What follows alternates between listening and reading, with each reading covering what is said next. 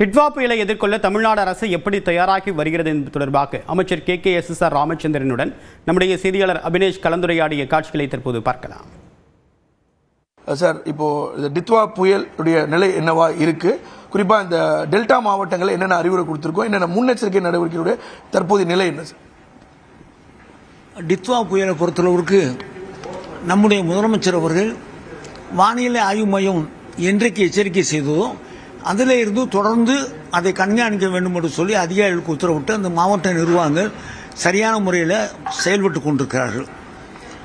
நேற்றைய தினம் நம்முடைய முதலமைச்சர் அவர்கள் நம்முடைய கண்ட்ரோல் ரூமுக்கு வந்து ராமநாதபுரம், புதுக்கோட்டை, நாகப்பட்டினம், தஞ்சாவூர், திருவாரூர், கடலூர், விழுப்புரம் மாவட்ட ஆட்சித்தலைவர்களோடு காணொலி காட்சி வாயிலாக இங்கிருந்து நேரடியாக பேசி முன்னெச்சரிக்கை நடவடிக்கைகளை எடுக்க சொல்லியிருந்தார்கள். அந்த அடிப்படையில் இன்றைக்கு காலையில் இந்த சம்பந்தப்பட்ட மாவட்ட நிர்வாகத்தோடு நானும் CRSரும் அவரோடு தொடர்பு கொண்டு என்னென்ன முதலமைச்சருடைய அறிவுரைக்கு பின்னால் என்னென்ன நடந்திருக்கு என்பதையெல்லாம் ஆய்வு செய்திருக்கிறோம். பொதுவாக பெரிய அளவில் மிகப்பெரிய பாதிப்புகள் இல்லாத, உயிர் சேதம் இல்லாத அளவிற்கு இருக்கிறது. டெல்டா மாவட்டம் அப்படிங்கும் போது விவசாயிகள் நெல் பயிர் அப்படிங்கிறது ஒரு முக்கியமாக இருக்கு. விவசாய நிலங்கள் தஞ்சாவூர், திருவாரூர் மாவட்ட ஆட்சித்தலைவர் மத்தியில் பேசிய நேரத்தில் மழையின் காரணமாக நெற்பயிர்கள் கொஞ்சம் மூழ்கி இருக்கிறது. 2 தினங்கள் கழித்து அது சரியாக போகும் என்று எதிர்பார்க்கிறோம். இல்லை என்று சொன்னால் அது என்ன நடவடிக்கை எடுப்பது என்பதையும் நாங்கள் பார்க்கிறோம் என்று சொல்லியிருக்கார்கள். அதே போல நெல் மூட்டைகள் எல்லாம் உடனடியாக முன்னெச்சரிக்கை நடவடிக்கையாக அப்புறப்படுத்தி இருக்கோம்.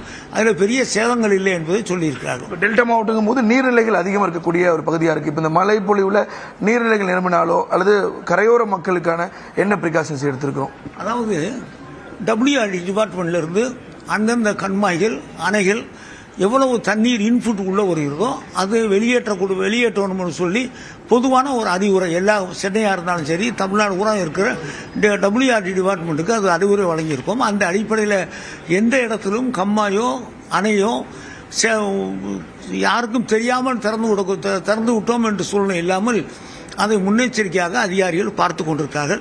அதில் எந்த விதமான குறைபாடுகள் இல்லை. இன்று இரவு அதீத கனமழை பொழிந்தா அல்லது சென்னை உள்ளிட்ட மாவட்டங்களுக்கும் நம்ம எவ்வளோலாம் ரெடியா இருக்கும்? அதாவது மாவட்ட நிர்வாகத்தை பொறுத்தளவுக்கு ஒரு எக்ஸ்பீரியன்ஸ்க்கு நமக்கு இருக்கு.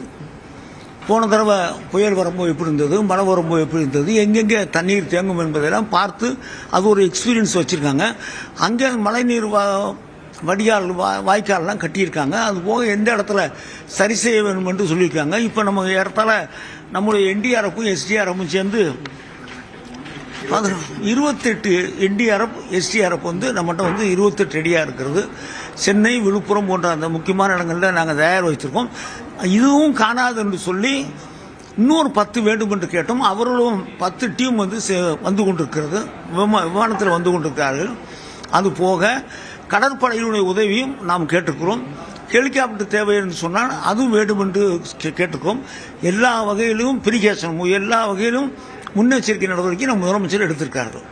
2005, 2015, 2025 சொல்ற மாதிரி எவ்ரி ஒரு 10 வருஷம் ஒரு தமிழ்நாட்டுக்கு ஒரு பெரிய பாதிப்பு ஏற்படுத்தியிருக்கிறது. ஸோ அப்படி நம்ம எல்லா வகையிலையும் இதை ஹேண்டில் பண்ண ரெடியா இருக்கோமா? அதாவது இப்படி மழை பெஞ்சா தான் நமக்கு தண்ணி வரும். முதல்ல நமக்கு மழை பெய்யுதேன்னு நினைக்கிறோம், புயல் வருதேன்னு நினைக்கிறோம். ஆனால் குடிக்க தண்ணி வரும், அணைக்கட்டுகளுக்கு தண்ணி வேணும். இப்போ பார்த்தீங்கன்னா சவுத்தில் இன்னும் எங்களுக்கு தண்ணி வேண்டி இருக்கு. அதனால் மழை வேணும். அந்த மழை வந்தால் அதை எப்படி சமாளிக்கிறது என்பதை சாமர்த்தியமாக செய்கிறது தான் ஒரு அரசு.